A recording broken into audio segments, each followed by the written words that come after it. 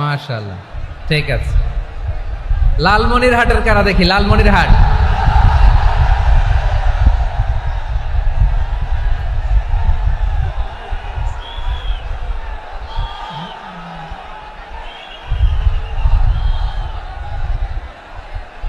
মাশাআল্লাহ মাশাআল্লাহ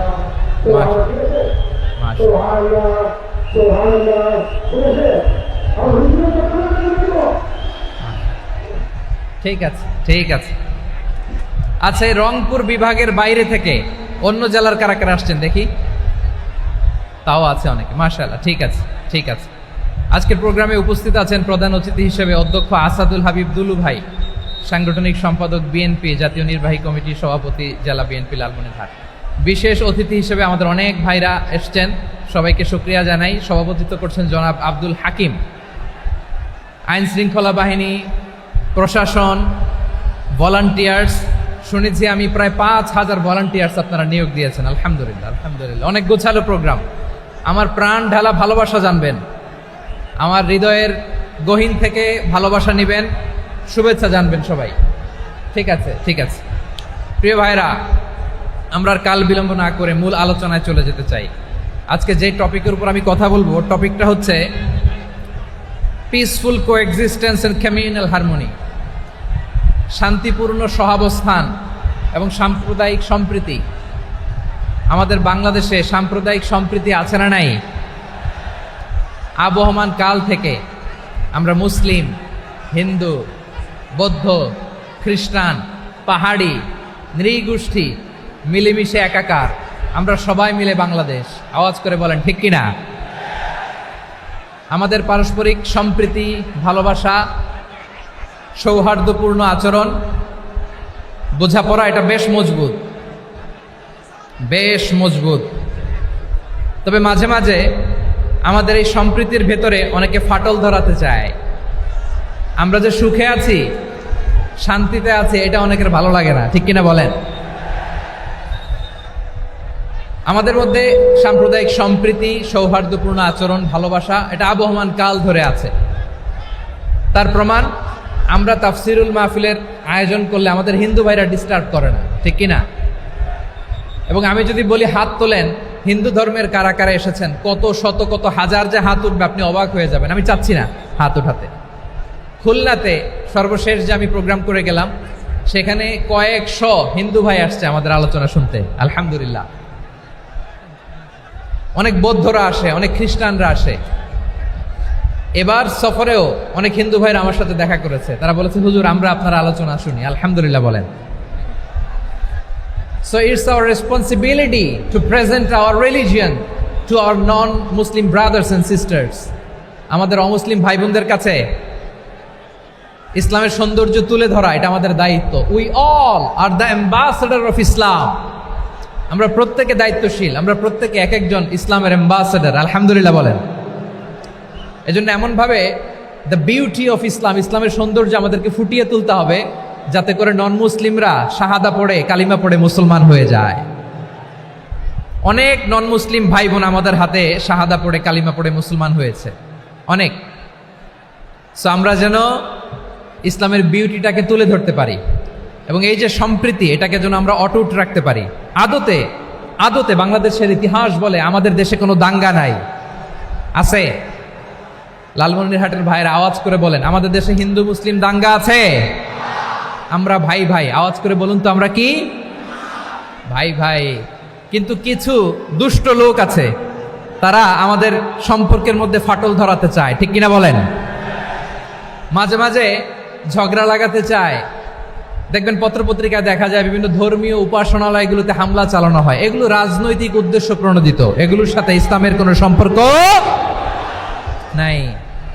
এজন্য এই দুর্বৃত্তদের ব্যাপারে আমাদের সাবধান থাকতে হবে। আমরা সবসময় যেমনি ঐক্যবদ্ধ, ইউনাইটেড, আমরা যদি এরকম ইউনাইটেড থাকি, এই সমস্ত দুর্বৃত্তদের কালো হাত ভেঙে দিতে আমাদের 1 ঘন্টাও লাগবে না। চিল্লায় বলো ঠিক কিনা? আমরা সংঘবদ্ধ থাকবো। এই যে আমাদের পিসফুল কোএক্সিস্টেন্স, শান্তিপূর্ণ সহাবস্থান। হিন্দুরা পূজা করে, যেদিন হিন্দুদের পূজা অনুষ্ঠান, আমরা ওই দিন তাফসির মাহফিল করি না, ঠিক কিনা বলেন? যেদিন আমাদের তাফসিরুল কোরআনের প্রোগ্রাম, ওই দিন আমাদের হিন্দু ভাইরা ডিস্টার্ব করে না। সুবহানাল্লাহ। হিন্দুদের পূজা অনুষ্ঠানে মাদ্রাসার ছাত্র যে পাহারা দেয়, গোটা বিশ্বে এরকম দৃষ্টান্ত নজির বিরল, ঠিক কিনা বলেন? আইন শৃঙ্খলা বাহিনীর পাশাপাশি মাদ্রাসার ছাত্ররা যে সেখানে পাহারা দেয়, গোটা পৃথিবীতে এই দৃষ্টান্ত আপনি পাবেন না। মাদ্রাসার ছাত্ররা, তারা তো কোরআনের ধারক, তারা হাদিসের ধারক, তারা কেন মন্দির পাহারা দিবে? এই সম্প্রীতিকে ধরে রাখার জন্য, এই সৌহার্দ্যকে ধরে রাখার জন্য, আমাদের পারস্পরিক ভালোবাসাকে অটুট রাখার জন্য। আওয়াজ করে বলতে হবে, ঠিক কিনা? এখন বলেন, আমাদের এই ভালোবাসা অটুট থাক, আমরা চাই কি চাই না? আমরা হিন্দু মুসলিম মিলেমিশে শান্তিপূর্ণ সহাবস্থান, সাম্প্রদায়িক সম্প্রীতি, লালমনিরহাটের ভাইয়ের আওয়াজ করে বলুন, এই সাম্প্রদায়িক সম্প্রীতি আমরা চাই কি চাই না? আল্লাহ এই দেশকে তুমি বরকতময় করো, বাংলাদেশকে তুমি শান্তিময় করো। আওয়াজ করে সবাই বলেন আমিন। এই জায়গাটাতে সামান্য একটু আওয়াজ হচ্ছিল, এটাও থেমে গেছে। আলহামদুলিল্লাহ, আলহামদুলিল্লাহ। এখন একেবারে everything is in my control. মাশাআল্লাহ। ঠিক আছে, আমি মূল আলোচনায় যাই। প্রিয় ভাইরা, আমি বলেছিলাম আমার আলোচনার বিষয় হচ্ছে শান্তিপূর্ণ সহাবস্থান, সাম্প্রদায়িক সম্প্রীতি। আমরা দেখব ইসলাম আমাদেরকে কি কি দিক নির্দেশনা দেয়। শান্ত হইতে হবে, খরগোশের কানের মতো কান দুটো আমার দিকে করে রাখেন। আমি এখনো উঠে যাব, হাত নাড়ায় লাভ নাই, আমি উঠে যাব। তাকায় থাকো আর কান খাড়া, আওয়াজ হবে না। হ্যাঁ, মাশাআল্লাহ, মাশাআল্লাহ, ঠিক আছে। আমরা দেখব যে রাসূল সাল্লাল্লাহু আলাইহি ওয়াসাল্লাম এই পিসফুল কোএক্সিস্টেন্সের জন্য আমাদের কি শিখিয়েছেন, কি কি গাইডলাইন দিয়েছেন। আমরা 1, 2, 3, 4 করে এগুলো আপনাদের সাথে শেয়ার করব। আমি আপনাদের খেদমতে সূরাতুল আনআমের 108 নম্বর আয়াত তেলাওয়াত করেছি। এখানে আল্লাহ রাব্বুল ইজ্জা ওয়াল জালাল তিনি ইরশাদ করছেন, ওয়ালা তাসুব্বুল্লাযীনা ইয়াদউনা মিন দুনিল্লাহি ফায়াসুব্বুল্লাহা আদওয়াম বিগাইরি ইলম কাযালিকা যায়্যান্না লিকুল্লি উম্মাতিন আমালাহুম সুম্মা ইলা রাব্বিহিম মারজিউহুম ফায়ুনাব্বিউহুম বিমা কানু ইয়ামালুন। রব্বুল আলামিন বলেন, গোলাম ও আমার ইমানদার বান্দারা, শোনো শোনো। ও আমার বিশ্বাসী বান্দারা, শোনো শোনো। লা তাসুব্বুল্লাযীনা ইয়াদউনা মিন দুনিল্লাহ ফায়াসুব্বুল্লাহা আদওয়াম বিগাইরি ইলম। ও আমার বিশ্বাসী বান্দারা, যারা আল্লাহকে ব্যতি রেখে, আল্লাহকে বাদ দিয়ে অন্য উপাস্যকে ডাকে, দেবীর পূজা করে, তোমরা খবরদার তাদের গালি দিও না। আওয়াজ করে বলেন, কি দিও না? আল্লাহ বলেন, ও বিশ্বাসীরা শোনো, যারা আল্লাহকে বেছে রেখে দেবীর পূজা করে, অন্য উপাস্যের পূজা করে, তাদেরকে ডাকে, ওই দেবতাদেরকে তোমরা গালি দিও না। যদি ওই দেবতাদেরকে গালি দাও, তাহলে ভুলবশত, শত্রুতাবশত তারা তোমাদের রব আল্লাহকে গালি দেবে, ঠিক কি না? তোমরা যদি তাদের দেবতাদের গালি দাও, ওরা রেগে তোমার আল্লাহরে গালি দিবে, তাহলে আল্লাহরে গালি খাওয়ানোর কারণ হয়ে গেলাম আমি, ঠিক কি না? বলেন।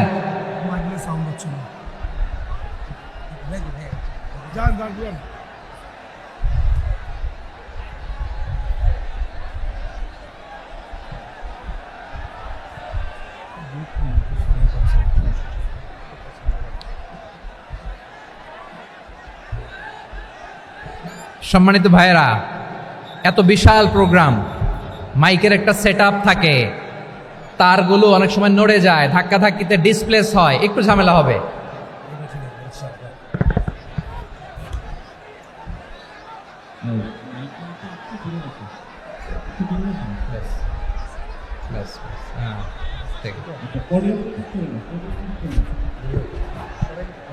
ঠিক আছে,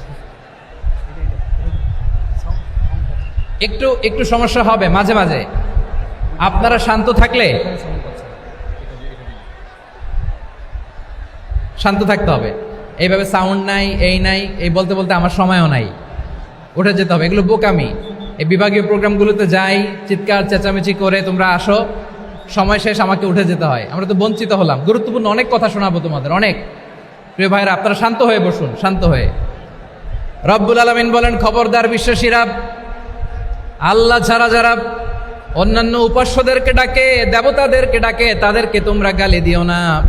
ওই সমস্ত দেবতাদেরকে যদি তোমরা গালি দাও তাহলে তারা আল্লাহকে গালি দিবে, ঠিক কিনা বলেন? আমরা দেবতাদের গালি দিলে ওরা আল্লাহকে গালি দিবে। রব্বুল আলামিন বলেন, খবরদার দেবতাদেরকে গালি দিও না, তাহলে ওরা তোমার রব আল্লাহরে গালি দেবে। প্রতিটি জাতির জন্য তাদের কাজকে আমি আল্লাহ সুশোভিত করে রেখেছি, তারা সবাই একদিন আমার কাছেই ফিরে আসবে। এরপর আমি রব্বুল আলামিন তাদের আমলনামা তাদেরকে জানিয়ে দেব। সুবহানাল্লাহ পড়ে। প্রিয় ভাইয়েরা, আল্লাহ তাআলা বলেছেন খবরদার গালি দিও না। আদেশটা কার? আওয়াজ করে বলেন তো। হিন্দুদের দেবতা দেবদেবীদেরকে গালি দেওয়া যাবে না। আওয়াজ করে বলুন প্রিয় ভাইয়েরা, এই আদেশটা কার? এই আপনাদের গলার আওয়াজ। অন্য ধর্মের দেবতাদেরকে যে গালি দেওয়া যাবে না, এই আদেশটা কার? আরো জোরে বলুন, কার? গালি দিবেন কোন দেবতাকে? দিবেন? যদি দেন তাহলে ওরা আল্লাহরে গালি দিবে। তাহলে আল্লাহরে গালি খাওয়াইলো কে? আপনি, ঠিক কিনা বলেন? আমি আল্লাহকে গালি খাওয়ানোর কারণ হলাম, কারণ আমি যদি গালি না দিতাম ওরা আমার রবকে গালি দিত না। আওয়াজ করে বলেন ঠিক কিনা? তাহলে প্রিয় ভাইয়েরা, ইসলাম আমাদেরকে শিখায়, সূরাতুল আনআমের 108 নম্বর আয়াত থেকে আমরা বুঝলাম কোনো ধর্মকে ছোট করা যাবে না। অন্য ধর্মকে ছোট করা মানে ইসলামকে ছোট করা। অন্য ধর্মের দেবতাকে গালি দেওয়া মানে আল্লাহকে গালি খাওয়ানো। আওয়াজ করে বলেন ঠিক কিনা? খবরদার, এটা করা যাবে না। আর অন্য ধর্মের দেবতাকে যদি আপনি গালি দেন, ওরা ইসলাম থেকে দূরে সরে যাবে। যাও ইসলামের প্রতি আকৃষ্ট হয়েছিল আর কোনোদিন ইসলামের ধারে কাছে আসবে না। আওয়াজ করে বলেন ঠিক কিনা? এজন্য কখনো কোনোদিন অন্য ধর্মের দেবতাদেরকে গালি দেয়া যাবে না। অন্য ধর্মের কোনো দেবতাদেরকে আমরা গালি দিব না, গালি দিব না, বরং ইসলামের beauty, the beauty of Islam, ইসলামের সৌন্দর্যকে আমরা তুলে ধরব। আমরা যদি বিশ্বনবী সাল্লাল্লাহু আলাইহি ওয়াসাল্লামের জীবনের দিকে তাকাই, তাহলে আমি দেখব বিষ্ণু ইসা ইসলাম মক্কাতে কিংবা মদিনাতে অন্য ধর্মের লোকদের সাথে খুব পিসফুলি লাইফ লিড করেছেন। হোক মুশরিক, হোক খ্রিস্টান, হোক ইহুদি, বিশ্বনবী সবার সাথে মিলেমিশে ছিলেন। আলহামদুলিল্লাহ বলেন। ইসলাম হচ্ছে পিসফুল রিলিজিয়ান। অন্য ধর্মের প্রতি সহনশীলতার সবক ইসলাম আমাদেরকে দেয়। কিন্তু প্রতিটি মুসলিমের এটা মনে রাখতে হবে, আল্লাহর কাছে পছন্দনীয় গ্রহণযোগ্য ধর্ম, জীবনাদর্শ একটি, সেটা হচ্ছে ইসলাম। আওয়াজ করে বলেন সেটা কি? লালমনিরহাটের ভাইয়েরা আওয়াজ করে বলুন, আল্লাহর কাছে মনোনীত ধর্ম একটি, সেটা কি? এজন্য রব্বুল আলামিন বলেন, ইন্নাদ-দীনা ইনদাল্লাহিল ইসলাম, আল্লাহর কাছে মনোনীত গ্রহণযোগ্য অ্যাকসেপ্টেড ধর্ম মতাদর্শ একটা, সেটা হলো ইসলাম। ইসলাম ছাড়া অন্য কোনো ধর্ম যদি কেউ তালাশ করে, তার ওই ধর্ম আল্লাহ গ্রহণ করবে না। ওমাই ইয়াবতাগি গায়রাল ইসলামি দীনান ফালাই ইউকবালা মিন ওয়া হুয়া ফিল আখিরাতি মিনাল খাসিরিন।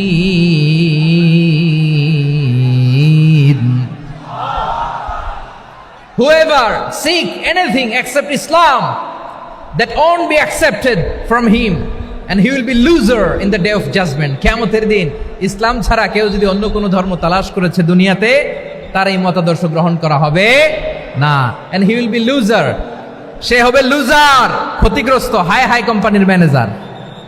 ওর আমও শেষ, সালাও শেষ। আওয়াজ করে বলেন ঠিক কি না? এজন্য ইসলাম পেয়ে আমরা খুশি না বেজার? প্রত্যেক নামাজ শেষে আমরা আল্লাহরে বলি, আল্লাহ রাদিতু বিল্লাহি রাব্বা ওয়া বিল ইসলামি দীনা ওয়া বি মুহাম্মাদিন নাবিয়ান ওয়া রাসূলা। ও আল্লাহ, তোমারে রব হিসেবে পেয়ে আমরা খুশি। ও আল্লাহ, ইসলামকে ধর্ম হিসেবে পেয়ে আমরা খুশি। বিশ্বনবীকে আমাদের রাসূল পেয়ে আমরা খুশি। ঠিক কিনা বলে? ইসলাম ছাড়া অন্য কোনো ধর্ম আমরা গ্রহণ করব না। ঠিক কিনা বলেন? আল্লাহর কাছে অ্যাকসেপ্টেড রিলিজিয়ান একটা, সেটা ইসলাম। তো বিশ্বনবী সাল্লাল্লাহু আলাইহি ওয়াসাল্লাম মক্কাতে কিংবা মদিনাতে খুব পিসফুলি এক্সিস্ট করেছেন। যে কোনো ধর্মের সাথে মিলেমিশে চলেছেন। তার প্রমাণ আমরা যদি রাসূল সাল্লাল্লাহু আলাইহি ওয়াসাল্লামের বায়োগ্রাফির দিকে তাকাই তাহলে দেখব তিনি মুশরিকদের সাথে পিস ট্রিটি করেছেন, শান্তি চুক্তি, পিস ট্রিটি, পিস এগ্রিমেন্ট। আপনারা হুদাইবিয়ার সন্ধির নাম শুনেছেন? আমার লালমনিরহাটের কলিজার টুকরা ভাইয়েরা, হুদাইবিয়ার সন্ধির নাম আপনারা শোনেন নাই? 6ষ্ঠ হিজরিতে বিষ্ণু ঈসা ইসলাম মুশরিকদের সাথে এই ট্রিটি করেছেন, চুক্তি। কাদের সাথে? মুশরিকদের সাথে। আমরা তো মুসলমান বসতে পারি না, আমরা দুই মুসলিম ভাই একসাথে বসে চা খেতে পারি না, গল্প করতে পারি না। বিষ্ণু ঈসা ইসলাম মুশরিকদের সাথে ট্রিটি করেছেন, হুদাইবিয়ার সন্ধি। এই সন্ধির আগে মক্কা থেকে কেউ মদিনায় যেতে পারে না, মদিনা থেকে কেউ মক্কায় যেতে পারে না, কিন্তু এই সন্ধির পরে ট্রাফিক স্বাভাবিক হয়ে গেল। মক্কার লোকেরা মদিনায় আসতে পারে, মদিনার লোকেরা মক্কায় আসতে পারে। এটাকে বলে সুলহে Hudaibiya, the peace agreement of Hudaibiya, শান্তি চুক্তি। আমরা পৃথিবীতে এখন অনেক শান্তি চুক্তির নাম শুনি, এগুলো সব the piece treaty of Hudaibiya থেকে কপি করা। আল্লাহু আকবার। তাহলে বিশ্বনবী সাল্লাল্লাহু আলাইহি সাল্লাম তিনি যে শান্তিপূর্ণ সহাবস্থানে বিশ্বাসী ছিলেন, মুসলমানেরা যে অন্য ধর্মের প্রতি সহনশীল তার প্রমাণ হচ্ছে এই পিস ট্রিটি। শুধু তাই নয়, মাইকের সাউন্ডটা একটু বাড়াই দিতে হবে, খুব দুর্বল, একটু মজবুত করতে হবে, আর একটু ক্লিন করতে হবে, আর সবগুলা জায়গায় সাউন্ড যাচ্ছে কিনা একটু ক্রস চেক করতে হবে। হ্যাঁ, পাবেন দিচ্ছে mic operator, he is trying his level best, দিচ্ছে। মাইক অপারেটর যিনি আছেন প্রতিটি জায়গায় প্রতিটি সাউন্ড বক্সে যেন আওয়াজ পাওয়া যায়, একটু ক্রস চেক করেন, সাউন্ডটাকে একটু স্ট্রং করে দেন। হ্যাঁ, ঠিক আছে, মাশাআল্লাহ। এদিকে তাকান, এদিকে। মক্কার পার্ট গেল, পিস এগ্রিমেন্ট করলেন, শান্তি চুক্তি। বিষ্ণু ঈসা ইসলাম মদিনায় যেয়ে কি করলেন? মদিনায় যে বিষ্ণু ঈসা ইসলাম মদিনা চার্টার করলেন, মদিনা সনদ, সাহিফাতুল মদিনা, এটার বলে মদিনা চার্টার। যে ওয়েস্টে, ইউরোপে, আমেরিকাতে তারা অনেক চার্টার করে, সব চার্টার মদিনা চার্টার থেকে কপি করা। আওয়াজ করে পড়েন সুবহানাল্লাহ।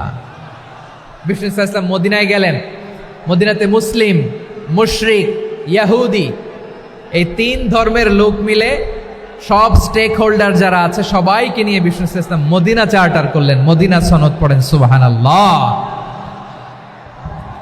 শুধু তাই নয়, মক্কাতে বিশ্বনবী পিস এগ্রিমেন্ট করলেন, শান্তি চুক্তি মুশরিকদের সাথে। মদিনাতে যে বিশ্বনবী মদিনা চার্টার করলেন, মদিনা সনদ করলেন ইহুদিদের সাথে। আবার মদিনাতে বিশ্বনবী ইহুদিদের সাথে পিস ডায়ালগ করলেন, ইন্টারফেথ ডায়ালগ করলেন, আন্তধর্মীয় সংলাপ করলেন। যেই সংলাপের মূল ভিত্তি ছিল তাওহীদ। মূল ভিত্তি ছিল কি? তাওহীদ। বিশ্বনবী ইহুদিদেরকে ডাকলেন, আহ্বান করলেন, কুল ইয়া আহলাল কিতাবি তাআলাউ ইলা কালিমাতিন সাওয়াইন বাইনানা ওয়া বাইনাকুম আল্লা না'বুদা ইল্লাল্লাহ ওয়া লা নুশরিকা বিহি শাইআন ওয়া লা ইয়াত্তাখিযা বা'দুনা বা'দান আরবাবাম মিন দুনিল্লাহ فإن تولوا فقولوا اشهدوا بأننا مسلمون। সুবহানাল্লাহ পড়েন। বিশ্বনবী মদিনার ইহুদিদের ডেকে বললেন, ও ইহুদিরা, শোনো শোনো, আসো এমন একটা আদর্শের প্রশ্নে আমরা একত্রিত হই, যে আদর্শের প্রচার তোমাদের নবীরাও করেছে, আমিও করি, যে আদর্শের কথা তোমাদের পবিত্র ধর্মগ্রন্থগুলোতে আছে, আমার কোরআনেও আছে। সেটা হলো তাওহীদ। আমরা এক আল্লাহ ছাড়া কারো ইবাদত করব না, আল্লাহর সাথে কাউরে শরীক করব না, আল্লাহ ছাড়া কাউরে রব মানব না। পড়েন সুবহানাল্লাহ। তাহলে আমার প্রিয় লালমনিরহাটের ভাইরা, মদিনাতে যে তিনি মদিনা চার্টার করলেন, মদিনা সনদ, পিস ডায়ালগ করলেন, শান্তির সংলাপ, ইন্টারফেথ ডায়ালগ করলেন, আন্তধর্মীয় সংলাপ, যার ভিত্তি ছিল তাওহীদ। সুবহানাল্লাহ পড়েন। তাহলে অন্য ধর্মের প্রতি সব সময় ইসলাম সহনশীল, টলারেন্স। যদি আপনি দেখতে চান ইসলামের নবী বিশ্ব নবীর দিকে তাকান, ঠিক কিনা বলেন? আমরা তো সংখ্যালঘুদের রাইটস প্রোটেক্ট করার জন্য কত আইন বানাই, কত বৈঠক করি, কত সংবাদ সম্মেলন করি। বিষ্ণু সাল্লাল্লাহু আলাইহি ওয়াসাল্লাম সংখ্যালঘুদের রাইটসের ব্যাপারে, অধিকারের ব্যাপারে যে কথা বলেছেন, শুনলে আপনি অবাক হয়ে যাবেন। বিশ্বনবী বলেন, আলা মান যালামা মুআহাদান আও ইনতাকাসাহু আও কাল্লাফাহু ফাওকা তাআতিহি আও কাল্লাফাহু ফাওকা তাকাতিহি আও আখাযা মিনহু শাইআন বিগাইরি তিবি নাফসিন ওয়া আনা হাজিজুহু ইয়াউমাল কিয়ামা। খবরদার, জেনে রাখো, কেউ যদি কোনো সংখ্যালঘুর উপরে অত্যাচার করে, কোনো সংখ্যালঘুর প্রাপ্য থেকে যদি কেউ কাউকে ঠকায়, সংখ্যালঘুর উপর যদি কেউ কষ্ট দেয়, কোনো সংখ্যালঘুর সম্পদ যদি কেউ জোর করে কেড়ে নেয়, আমি কিয়ামতের দিন বিশ্বনবী ওই সংখ্যালঘুর পক্ষে আর ওই মুসলমানদের বিপক্ষে বাদী হয়ে দাঁড়াবো। সুবহানাল্লাহ বলতে পারলেন না? আল্লাহু আকবার। আপনি নামাজি, আপনি মুসল্লি, আপনি হাজী সাহেব, তাহাজ্জুদ পড়তে পড়তে কপালে দাগ ফেলে দিছেন, আপনার প্রতিবেশী হিন্দু, ভাবছেন আমার তো পাওয়ার আছে, ওর জমিটা দখল করি। বিশ্বনবী বলেন, কিয়ামতের দিন ওই হিন্দুর পক্ষে তোর বিরুদ্ধে আমি বাদী হয়ে দাঁড়াবো। পৃথিবীর কোন ধর্মে এরকম স্টেটমেন্ট পাবেন? পাবেন? আপনি ভাবছেন আপনি নামাজ পড়লে হাজী সাহেব কপালে দাগ ফেলায় দিলে আপনি সেলসেলায় জান্নাতে চলে যাবেন না? খবরদার। বিশ্বনবী বলেন, কোন সংখ্যালঘুর উপর যদি কেউ আক্রমণ করে, তার প্রাপ্য তাকে না দিয়ে যদি তাকে ঠকায়, তার উপর জুলুম করে, তার সম্পদ যদি কেড়ে নেয়, আমি নবী, তুমি মুসলিম হইতে পারো, মুসল্লি হইতে পারো, তার পক্ষে, তোমার বিপক্ষে আল্লাহর দরবারে বাদী হয়ে দাঁড়াবো। আচ্ছা লালমনিরহাটের ভাইরা, কথা বুঝতে পারলে আওয়াজ করে উত্তর দেন। বিশ্বনবী যদি কারো বিপক্ষে দাঁড়ায় কিয়ামতের দিন, আই রিপিট, আমি আবারও বলছি, বিশ্বনবী যদি কিয়ামতের দিন কারো বিপক্ষে দাঁড়ায়, ও তো সেলসেলায়া জান্নাতি, তাই না? জান্নাতি না? যে নবীর সুপারিশ ছাড়া জান্নাতের গেটও দেখা যাবে না, ওই নবী যদি বলে তোর বিপক্ষে আমি বাদী হয়ে দাঁড়াবো, ওই জান্নাতে আর ঢোকার কোনো সুযোগ আমাদের থাকবে? এখানেই শেষ না আমার প্রিয় লালমনিরহাটের ভাইয়েরা, এখানেই শেষ নয়। বিশ্বনবী বলেন, মান কাতালা মুআহাদান, বুখারীর বর্ণনা, মান কাতালা মুআহাদান লাম ইয়ারাহ রাইহাতাল জান্নাহ। কেউ যদি, কোনো মুসলিম যদি অন্যায়ভাবে কোনো সংখ্যালঘুকে হত্যা করে, কোনো হিন্দুকে হত্যা করে, কোনো বৌদ্ধরে হত্যা করে, অন্যায়ভাবে কোনো মুসলিম যদি কোনো সংখ্যালঘুরে হত্যা করে, জান্নাতে যাওয়া তো দূরের কথা, ওই মুসলিম জান্নাতের ঘ্রাণও পাবে না। সেই বুখারীর বর্ণনা, মান কাতালা মুআহাদান লাম ইয়ারাহ রাইহাতাল জান্নাহ ওয়া ইন্না রিহাহা লা ইউজাদু মিন মাসিরাতি 40 আমা। যে জান্নাতের ঘ্রাণ 40 বছর দূরের রাস্তা থেকেই পাওয়া যায়। সুবহানাল্লাহ পড়েন। প্রিয় ভাইরা, এখান থেকে জান্নাতে পৌঁছতে লাগবে 40 বছর। এত দূর, কত বছর? সবাই বলেন কত বছর? এখান থেকে জান্নাতে পৌঁছতে লাগবে 40 বছর। এত দূরে থাকতেই জান্নাতের ঘ্রাণ আপনার নাকে এসে ধাক্কা মারবে। বিষ্ণুই বলেন, যে ব্যক্তি কোনো সংখ্যালঘুকে হত্যা করে, জান্নাতের ঘ্রাণ তো পাবেই, জান্নাতে তো ঢুকতে পারবেই না, জান্নাতের ঘ্রাণও তার নাকে লাগবে না। পড়েন না আউযুবিল্লাহ। তাহলে সংখ্যালঘুদের ব্যাপারে ইসলামে অধিকার দেয়া আছে না নাই? লালমনিরহাটের ভাইয়ের আওয়াজ করে বলেন, আমার সংখ্যালঘু হিন্দু ভাইদের রাইটস, অধিকার আমাদের ইসলামে প্রোটেক্টেড আছে না নাই? এখানেই শেষ না। বিষ্ণু ইসলাম আপনার অমুসলিম প্রতিবেশীর সাথে ভালো আচরণ করতে বলেছে। আমাদের হয় না, এটা মুসলিম পাড়া, ওটা বৌদ্ধ পাড়া, হয় না? অনেক সময় হয় না, এটা আমাদের মুসলিম পাড়া, ওইটা হিন্দু পাড়া, এরকম আছে না নাই? লালমনিরহাটে নাই না? আছে? হিন্দু যদি আপনার প্রতিবেশী হয়, কি করবেন? ওরে কষ্ট দিবেন নাকি? কেন? ও তো হিন্দু, ও তো আমার আল্লাহরে ডাকে না, ওরে কষ্ট দিলে জায়েজ হবে না? খবরদার। বিষ্ণু ইসলাম বলেন, মান কানা ইউমিনু বিল্লাহ ওয়াল ইয়াউমিল আখির ফালিউকরিম জারাহ। যে আল্লাহ বিশ্বাস করে আর আখিরাতে বিশ্বাস করে, সেজন্য প্রতিবেশীর সাথে ভালো আচরণ করে। সুবহানাল্লাহ। কলিজা জুড়ায় যায় না আমার নবীর কথাগুলো শুনলে? যে আল্লাহ বিশ্বাস করে, যে আখিরাতে বিশ্বাস করে, সেজন্য প্রতিবেশীর সাথে ভালো আচরণ করে। এখানে বলছে মুসলিম প্রতিবেশী, বলছে নামাজি প্রতিবেশী বলছে? আল্লাহওয়ালা প্রতিবেশী বলছে? না। প্রতিবেশী আস্তিক হোক নাস্তিক হোক, প্রতিবেশী মুমিন হোক মুশরিক হোক, প্রতিবেশী হইলেই তার সাথে ভালো আচরণের দরকার আছে না নাই? আমার প্রিয় লালমনিরহাটের ভাইয়েরা, বিষ্ণু ইসা ইসলাম ওনার ইহুদি প্রতিবেশীদের দেখাশোনা করতেন। আওয়াজ না শোনা যাক, আমারও তো দেখা যায়, তাকায় থাকেন, তাকায় থাকলে সওয়াব হবে। কোরআনের কথা যেখান থেকে হয় এদিকে তাকায় থাকলেই বরকত। তাকায় থাকেন। জি জি, মাইক, আমি তো আর মাইক ঠিক করতে আসি না এদিকে, এই মাইক ঠিক করব ওই মাইক ঠিক করব, ওদিকে পাইলট বলবে হুজুর চলে আসেন। জি বসুন বসুন, মাশাআল্লাহ, হ্যাঁ খুব শান্ত, ঠিক আছে। পুলিশ ভাইরা না খেয়ে দিনরাত আপনারা যাতে সুশৃঙ্খল একটা প্রোগ্রাম উপহার পান এটাই চেষ্টা করতেছে, আপনাদেরকে কষ্ট দিতে আসে নাই, একটু একটু সহযোগিতা করেন। জি মাশাআল্লাহ, হ্যাঁ ঠিক আছে। আমার প্রিয় ভাইরা, প্রতিবেশী আস্তিক হোক নাস্তিক হোক, মুসলিম হোক হিন্দু হোক, তার সাথে ভালো আচরণ করতে হবে। বিষ্ণু ইসা ইসলাম ওনার ইহুদি প্রতিবেশীর বাসায় যেতেন। কোন প্রতিবেশী? ইহুদি। আওয়াজ করে বলেন, কোন প্রতিবেশী? ইহুদি।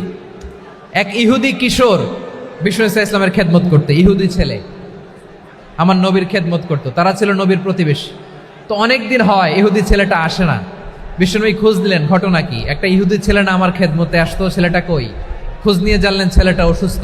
বিষ্ণু ইসা ইসলাম ওই ইহুদির বাড়িতে চলে গেলেন ওই ছেলেটাকে দেখা করার জন্য, ভিজিট করার জন্য। সুবহানাল্লাহ পড়বেন না?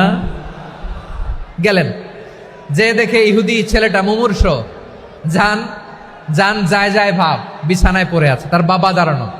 বিশ্বনবী তার মাথার পাশে বসলেন, মাথায় হাত বুলিয়ে দিলেন, আর ছেলেটাকে বললেন আসলিম, হে ইহুদি ছেলে আসলিম, ইসলাম ধর্ম গ্রহণ করো। তো ছোট্ট ছেলে ভাবে আমরা ইহুদি, এখন ইসলাম ধর্ম গ্রহণ করলে আব্বা যদি বকা দেয়, ফানাযারা ইলা ওয়াজহি আবি, ছেলেটা তার বাবার চেহারার দিকে তাকালো, দেখি আব্বা কি কয়। আব্বা যদি বলে তাইলে ইসলাম ধর্ম গ্রহণ করবে। ইহুদি ছেলেটা তার বাবার দিকে যখন তাকালো, ওর বাবা বলে আতি আবুল কাসিম, আবুল কাসিম যা বলে তাই করো। আবুল কাসিম হচ্ছে বিষ্ণু ইসা ইসলামের একটা কুনিয়াত, উপনাম। আমার রাসূলের বড় ছেলের নাম ছিল কাসেম। যেমন দেখবেন আমাদের এলাকায় কারো ছেলের বড় ছেলের নাম যদি হয় আব্দুল্লাহ, এরা আব্দুল্লাহর বাপ বলে ডাকে। কারো বড় মেয়ের নাম যদি হয় ফাতেমা, এরা কি ডাকে? ফাতেমার বাপ বলে না? তো বিষ্ণু ইসা ইসলামের বড় ছেলের নাম ছিল কাসেম। ইহুদি বাবা বলল আতি আবুল কাসেম, আবুল কাসেম যা বলে তাই শোনো, মানে মোহাম্মদ যা বলে তাই শোনো। এই কথা শুনে ছেলে সাহস পাইছে, ছেলে আবার পড়তে আরম্ভ করলো আশহাদু আল্লাহ ইলাহা ইল্লাল্লাহ ও আশহাদু আন্না মুহাম্মাদার রাসূলুল্লাহ, পড়েন আল্লাহু আকবার। বিশ্বনবীর আহ্বান শুনে ওই আহ্বানে সাড়া দিয়ে ইহুদি ছেলে শাহাদা পড়ে মুসলমান হয়ে গেল। তার হৃদয়টারে ইমানের নূর দিয়ে আলোকিত করে দিল কে? প্রিয় ভাইরা, এবার রাসূল সাল্লাল্লাহু আলাইহি ওয়াসাল্লাম বের হয়ে আসলেন ঘর থেকে, আর বললেন আলহামদুলিল্লাহিল্লাযী আনকাযাহু মিনান নার, প্রশংসা সে আল্লাহর যে আল্লাহ জাহান্নামে চলে যাচ্ছিল প্রায় এমন একটা লোককে মুহূর্তের মধ্যে কালেমায়ে শাহাদাতের বদৌলতে জান্নাতি বানায় দিলেন। আওয়াজ করে পড়েন সুবহানাল্লাহ। এই হাদিস থেকে আমরা কি শিখলাম? What is the moral of the story?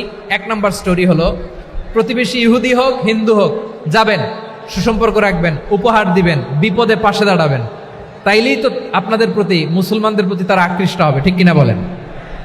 আপনি যদি হিন্দুদের সাথে বৌদ্ধদের সাথে নাই মিশেন, নাস্তিকের কাছে নাই যান, তো ইসলামের সৌন্দর্যটা ওরা বুঝবে কেমনে? আমার অনেক হিন্দু পরিচিত ভাই আছে, ওরা আমাদের ইফতারির প্রোগ্রামে এসে একসাথে ইফতারি করে।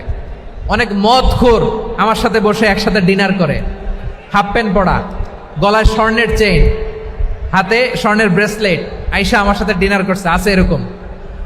গাঁজাখোর, আমি বলি আসো, welcome welcome to my dinner, আসো বসো, বসলেই তো আমি ওর ডিএনএ, চিন্তার ডিএনএ চেঞ্জ করে দেওয়ার সুযোগ পাবো। চিল্লায় বলো ঠিক কি না? আসতে হবে আমার কাছে। Hour door is open, the door of Islam is open 24/7। সব সময় আমাদের ইসলামের দরজা আমার অমুসলিম ভাইদের জন্য খোলা আছে না নাই?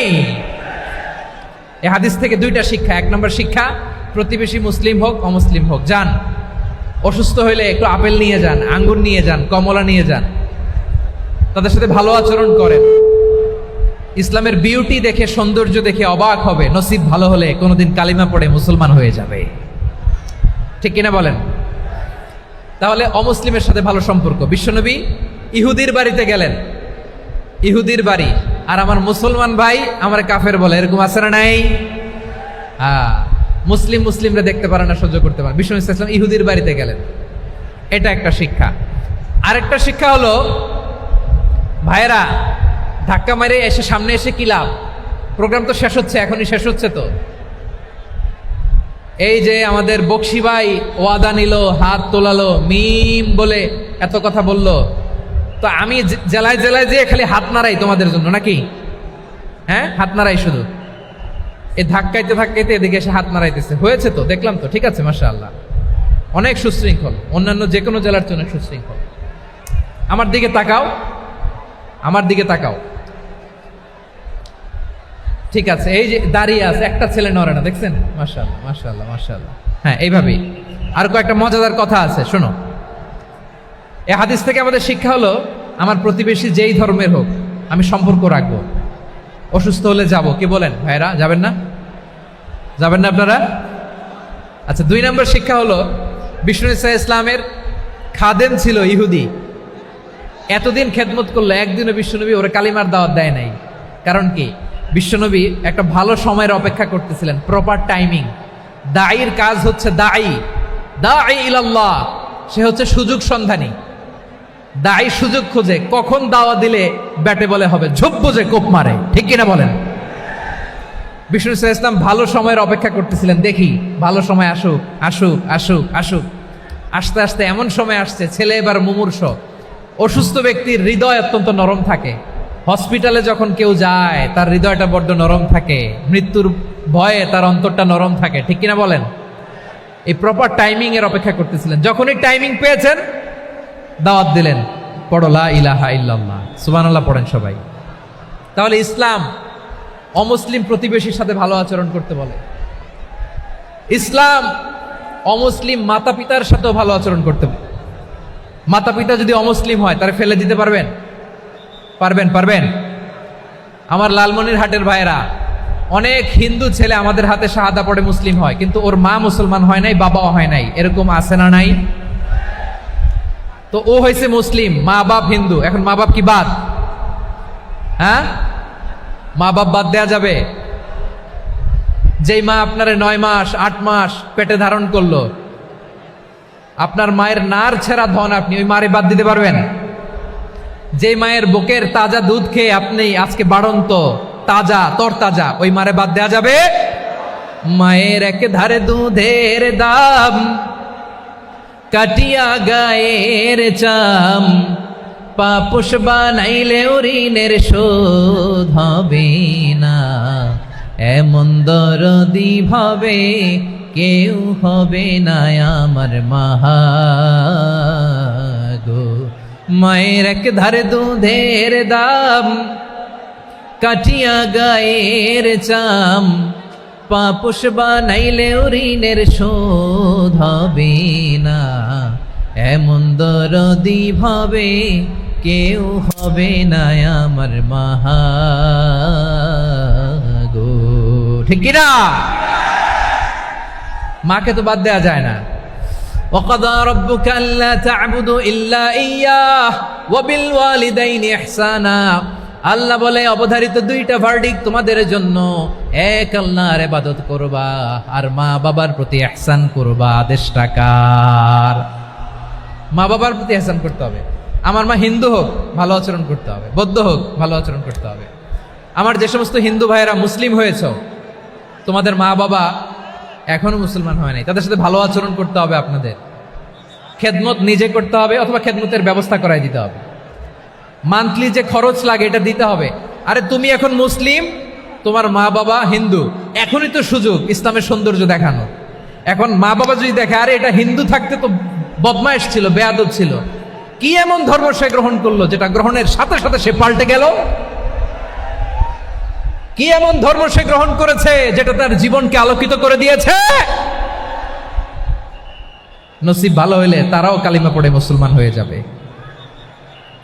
বিষ্ণু ইসলামের স্ত্রীর নাম ছিল আয়েশা রাদিয়াল্লাহু তাআলা আনহা, আবু বকর রাদিয়াল্লাহু তাআলা আনহুর মেয়ে। আবু বকর রাদিয়াল্লাহু তাআলা আনহুর আরেক মেয়ের নাম হচ্ছে আসমা। কি নাম? দুজনই আবু বকর রাদিয়াল্লাহু তাআলা আনহুর মেয়ে, আসমা আর আয়েশা। নাম দুটা কেমন লাগে? আসমা নামটা কেমন লাগে? আয়েশা নামটা কেমন লাগে? সবার ভালো লাগে নাই? নাম দুটো আপনাদের ভালো লাগে? লালমনিরহাটে অনাগত যদি কন্যা সন্তান হয়, যদি মনে চায় আসমা রেখে দিতে পারবেন, যদি মনে চায় আয়েশা রেখে দিয়েন। দেশে বিদেশে এয়ারপোর্টে রাস্তাঘাটে শুধু বলে হুজুর একটা নাম দেন, আমার ছেলের একটা নাম দেন, মেয়ের একটা নাম দেন। তো আমার মনে আছে যশোরের 8 দিনের মাহফিলে আমি একটা দুইটা নাম দিয়েছিলাম। আজকে লালমনিরহাটের এই প্রোগ্রামে কন্যা সন্তান যদি হয়, দুটা নাম দিলাম, আসমা কিংবা আয়েশা। ইনশাআল্লাহ পড়েন। দুজন বোন, এক মায়ের না, বাবা এক মা দুইজন। আয়েশা রাদিয়াল্লাহু তাআলা আনহার মায়ের নাম উম্মে রুমান, আর আসমা রাদিয়াল্লাহু তাআলা আনহার মায়ের নাম কুতাইলা বিনতে আব্দুল উজ্জা। আবু বকর রাদিয়াল্লাহু তাআলা আনহু 4টা বিয়ে করেছিলেন। তো একই ঘটনা ঘটেছে এই ফ্যামিলিতে। আসমা ইসলাম ধর্ম গ্রহণ করে মুসলিমা, কিন্তু তার মা কুতাইলা মুশরিকা। আই রিপিট, বোঝার জন্য আমি আবারও বলি, আসমা রাদিয়াল্লাহু তাআলা আনহা মুসলিমা, আর আসমার মা কুতাইলা, আওয়াজ করে বুঝে থাকলে বলেন, আসমার মা মুশরিকা। তার মানে মেয়ে মুসলিম, মা অমুসলিম। ভেজাল আছে না নাই? কিন্তু কুতাইলা আর ধৈর্য ধারণ করতে পারে না। নার ছেড়া ধন, কলিজার টুকরা ধন, কলিজার টুকরা সন্তান আসমারে দেখতে বড্ড মন চায়। সাইয়েদানা আসমা রাদিয়াল্লাহু তাআলা আনহা মক্কা থেকে হিজরত করে মদিনায় চলে গেলেন হুদাইবিয়ার পর। যখন মক্কা মদিনার ট্রাফিক স্বাভাবিক হলো, মক্কার লোক মদিনায় যায়, মদিনার লোক মক্কায় আসে। কুতাইলা কলিজার টুকরা সন্তান আসমারে দেখার জন্য কিছু উপহার নিয়ে বিশাল মরুপথ পাড়ি দিয়ে মক্কা থেকে মদিনায় যায়। সুবহানাল্লাহ বলেন। এখন মা আসছে মেয়ের সাথে দেখা করতে, মেয়ে তো আর দেখা দেয় না। মেয়ে ভাবছে আমার মা তো মুশরিকা, অপবিত্রা, তার সাথে কি দেখা দেয়া যাবে? বিশ্বনবীর দরবারে চলে গেলেন। সুবহানাল্লাহ বলেন। কি সৌভাগ্যবান ছিল তারা, মাসলা জানার দরকার হলেই নবীর দরবারে চলে যেত। ঘরে বউয়ের সাথে ঝগড়া হলে নবীর দরবারে চলে যেত। অনেক সাহাবী বলে আমার পেটে ক্ষুধা লাগলো আমি নবীর কাছে চলে যেতাম, কারণ নবীর চেহারার দিকে তাকালেই আমার পেটের ক্ষুধা মিটে যেত। সাইয়েদানা আসমা রাদিয়াল্লাহু তাআলা আনহা বিশ্বনবীর কাছে চলে গেলেন, যে বললেন ইয়া রাসূলুল্লাহ ইয়া হাবিবাল্লাহ ইন্না উম্মি কাদিমাতুন ইলাইয়া ওয়া হিয়া রাগিবা। আমার মা মক্কা থেকে অনেক দূর মরুর পথ পাড়ি দিয়ে উপহার সামগ্রী নিয়ে মদিনায় আমার সাথে দেখা করতে এসেছে গো নবী। আমার জানতে বড্ড ইচ্ছে হয় আমি আমার মুশরিকা মাখা করতে পারবো কিনা। আফা আসিলুহা, আগে যেমনি আমি আমার মায়ের সাথে ভালো আচরণ করতাম, যেমনি আমি আমার মায়ের সাথে সদাচরণ করতাম গো নবী, এখন আমি মুসলিমা, মা মুশরিকা, এখনো কি আগের মতো সদাচরণ করতে পারবো নাকি?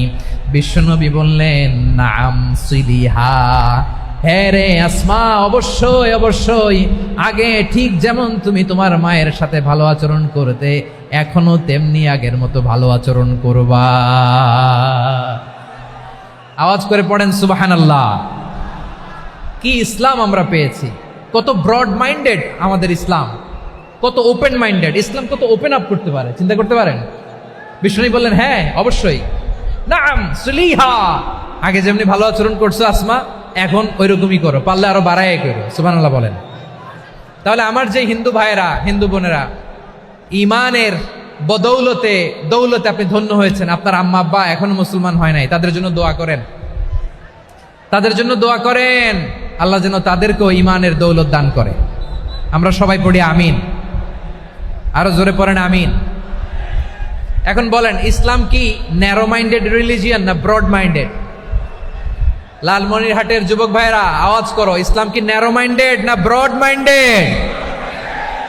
কতটা ব্রড মাইন্ডেড দেখেন। বিশ্বনবী সাল্লাল্লাহু আলাইহি সাল্লাম অমুসলিমরা যদি নবীকে উপহার দিত, ওই উপহারও বিশ্বনবী গ্রহণ করতেন। সুবহানাল্লাহ পড়েন। আপনার অমুসলিম বন্ধু যদি উপহার দেয়, সেটাও আপনি নিতে পারবেন, যেটা নেওয়া জায়েজ। কিন্তু আপনার বন্ধু যদি আপনার মদের বোতল দেয়, নিতে পারবেন?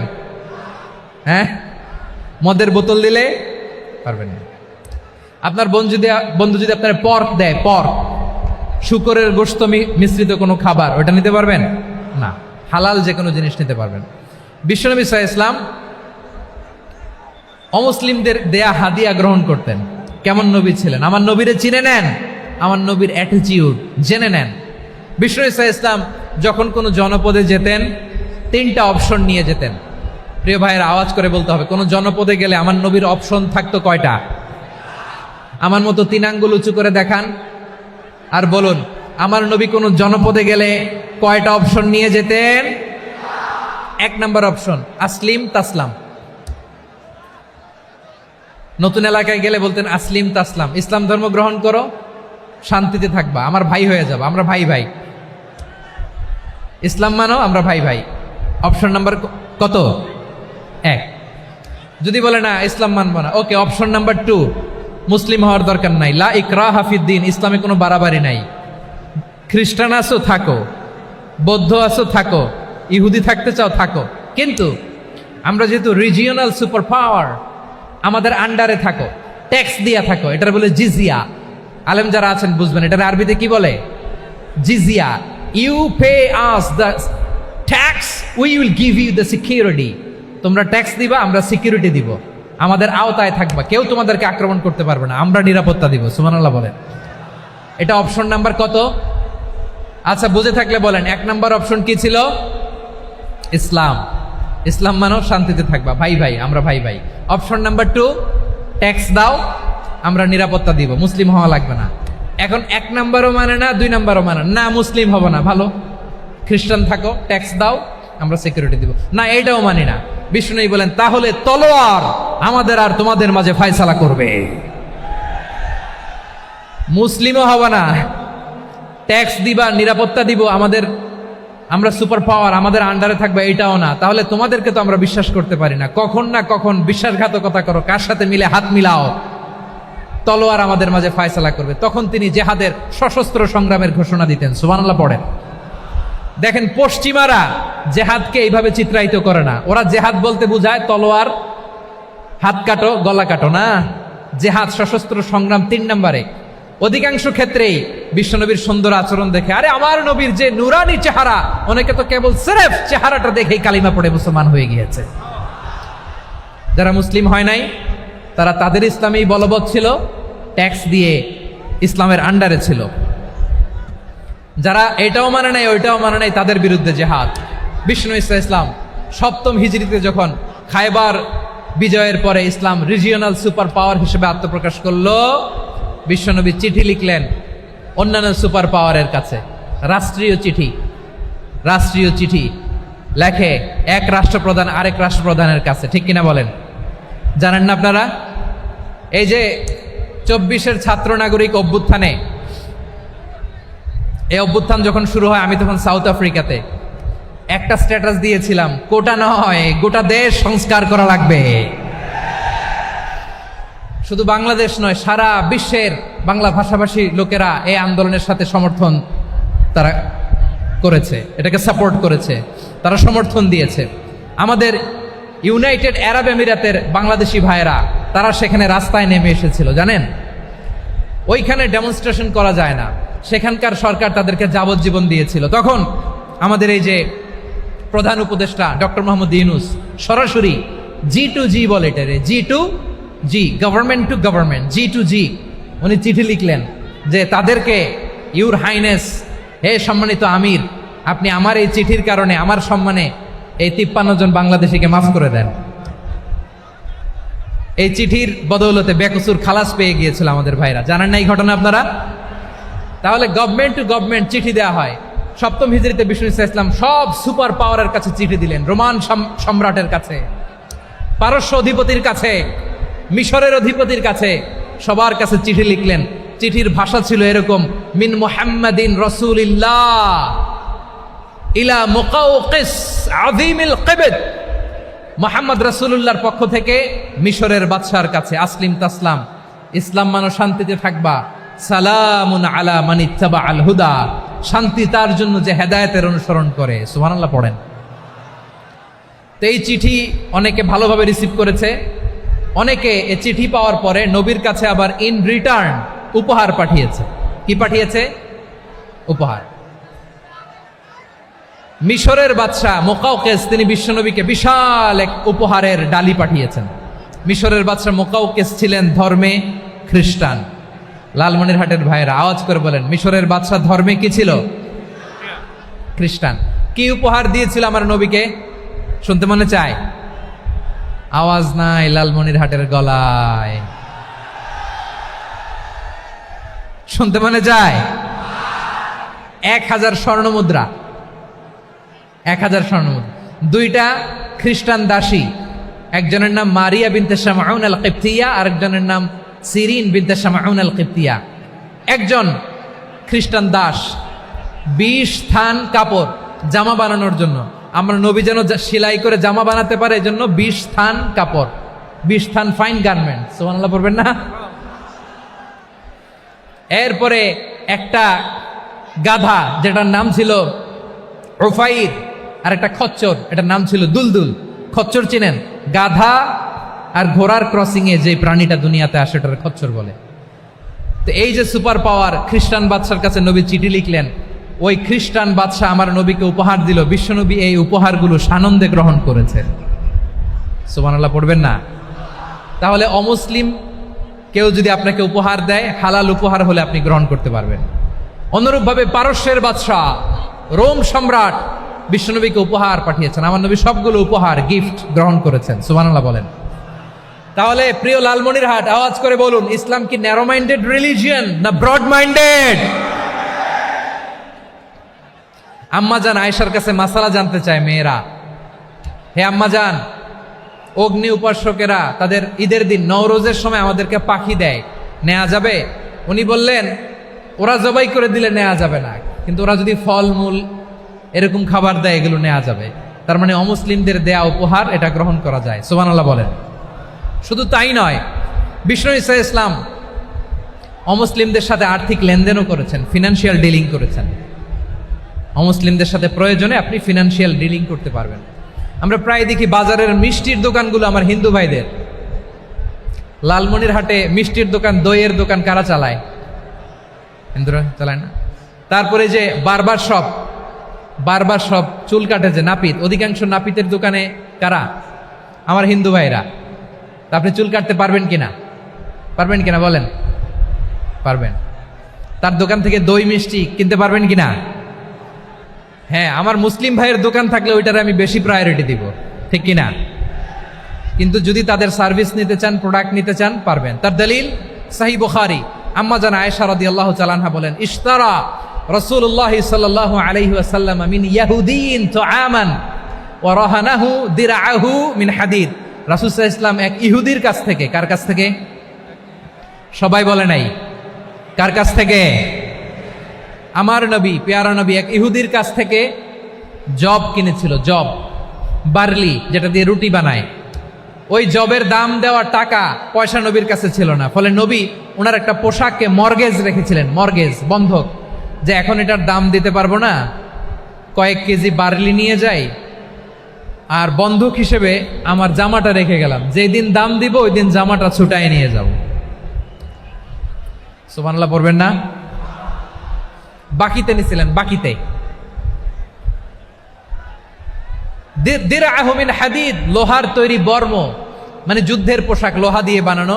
বিষ্ণুনবী বললেন, কয়েক কেজি জব দাও, টাকাটা পরে দিব, এখন টাকা নাই, বন্ধক হিসেবে, মর্গেজ হিসেবে আমার জামা রেখে গেলাম, যখন টাকা দিব জামা ছুটায় নিব। আওয়াজ করে বলতে হবে সুবহানাল্লাহ। এ থেকে বোঝা গেল অমুসলিমদের সাথে ফিনান্সিয়াল ডিলিং করা যায়, অর্থনৈতিক লেনদেন করা যায়, কেনাবেচা করা যায়, প্রোডাক্ট কেনা যায়।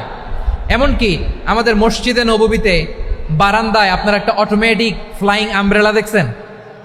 সূর্য যখন বাড়ে মসজিদে নববীর বারান্দায় ইয়ার্ডের মধ্যে অটোমেটিক্যালি কিছু আমব্রেলা আছে, সাঁ করে খুলে যায়, আর সূর্যের তাপ লাগে না।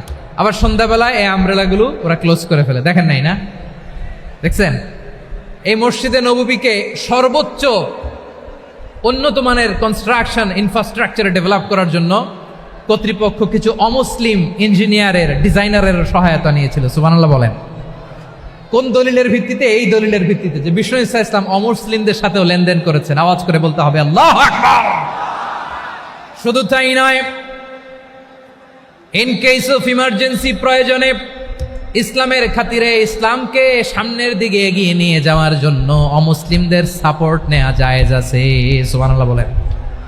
অমুসলিমদের সাপোর্ট নেয়া, তাদের থেকে অর্থ নেয়া, পলিটিক্যাল সাপোর্ট, পলিটিক্যাল অ্যাসাইলাম নেওয়া জায়েজ আছে। আমাদের অনেক বিশ্ববরেণ্য দায়ীরা আমেরিকায় অস্থায়ীভাবে অ্যাসাইলাম নিয়ে থাকে, নিজের দেশে গেলে ফাঁসিতে ঝুলাই দিবে। যুগ যুগ ধরে দায়ীদের উপরে এরকম অত্যাচার আর নির্যাতন আছে না নাই? মিশরের অনেক দায়ীরা পাশ্চাত্যে যেয়ে থাকে, এই যে তারা পলিটিক্যাল অ্যাসাইলাম নিয়ে থাকে, রাজনৈতিক আশ্রয়, এটা জায়েজ আছে না? এটা যে জায়েজ আছে তার প্রমাণ স্বয়ং বিশ্বনবী সাল্লাল্লাহু আলাইহি ওয়াসাল্লাম পলিটিক্যাল সাপোর্ট নিয়েছিলেন অমুসলিমদের কাছ থেকে। সুবহানাল্লাহ বলেন। খুব মজাদার একটা ঘটনা, শুনবেন? আপনাদের আগ্রহ দেখে তো মনে হয় না শোনার ইচ্ছা আছে। আছে আছে, গলায় জোর আছে। লিল্লাহি তাকবীর, লিল্লাহি তাকবীর, নারায়ে তাকবীর। মাশাআল্লাহ।